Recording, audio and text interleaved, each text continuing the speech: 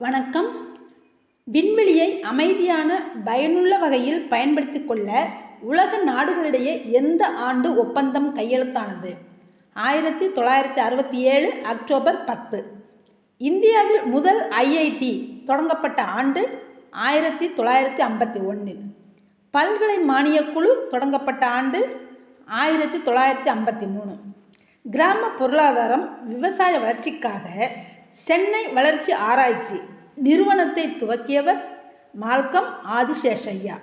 அமெரிக்காவின் அதிபராக குறைந்த நாட்கள் மட்டுமே பதவி வகித்தவர் வில்லியம் ஹென்றி ஹாரிசன் 1841. உலகில் செயற்கையாக உருவாக்கப்பட்ட பெரிய கால்வாய் என அழைக்கப்படுவது சீனாவின் கிராண்ட் கால்வாய். அமெரிக்க காங்கிரஸ் அரசு அச்சகத்தை முதன்முறையாக நிறுவிய ஆண்டு 1860 ஜூன் 23. நன்றி.